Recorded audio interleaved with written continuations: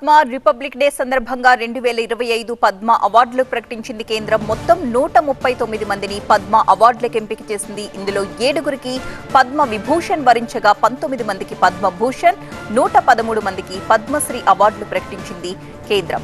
తెలుగు వారిని పద్మ అవార్డులు వరించాయి. వైద్య రంగంలో తెలంగాణకు చెందిన దువ్వూరి నాగేశ్వర్ రెడ్డికి పద్మ విభూషణ్ అవార్డు వరించింది. కళల రంగంలో నందమూరి బాలకృష్ణకు పద్మభూషణ్ అవార్డుకు ఎంపికయ్యారు. మందకృష్ణ మాదిగ పద్మశ్రీ అవార్డుకి ఎంపికయ్యారు. ఇక విద్యా సాహిత్యంలో కేఎల్ కృష్ణకు, కళల విభాగంలో మాడుగుల నాగఫణి శర్మకు, సాహిత్యంలో బద్దిరాజు రాఘవేంద్రాచార్యకు, మిర్యాల అప్పారావుకు పద్మశ్రీ అవార్డులు లభించాయి.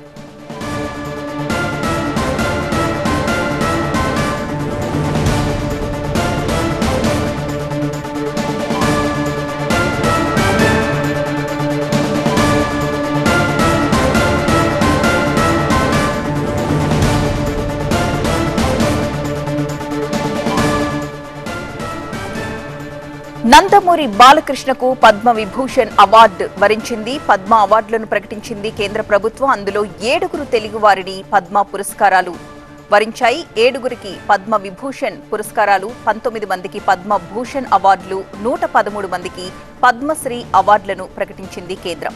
వైద్యుడు నాగేశ్వర్ రెడ్డికి పద్మ విభూషణ్ అవార్డు, అలాగే నందమూరి బాలకృష్ణకు పద్మభూషణ్, సినీ రంగంలో సేవలకు బాలకృష్ణకు పద్మభూషణ్, మందకృష్ణ మాదిగకు పద్మశ్రీ అవార్డు వరించింది. విద్యా సాహిత్యంలో కేఎల్ కృష్ణకు పద్మశ్రీ వరించగా, కళల విభాగంలో మాడుగుల నాగఫణి శర్మకు పద్మశ్రీ, సాహిత్యంలో బద్దిరాజు రాఘవేంద్రాచార్యకు పద్మశ్రీ అవార్డులు వరించాయి. ఏపీకి చెందిన మిర్యాల అప్పారావుకు కళల విభాగంలో పద్మశ్రీ వరించింది. ఇక టీమిండియా క్రికెటర్ రవిచంద్రన్ కు పద్మశ్రీ వరించగా, తమిళ నటుడు అజిత్ కు పద్మభూషణ్ అవార్డును ప్రకటించారు. అలాగే ప్రముఖ నటి శోభనకు కూడా పద్మభూషణ్ అవార్డును ప్రకటించారు. రిపబ్లిక్ డే సందర్భంగా 2025 పద్మ అవార్డులు ప్రకటించింది కేంద్రం. మొత్తం 139 మందిని ఈ పద్మ అవార్డులకు ఎంపిక చేసింది.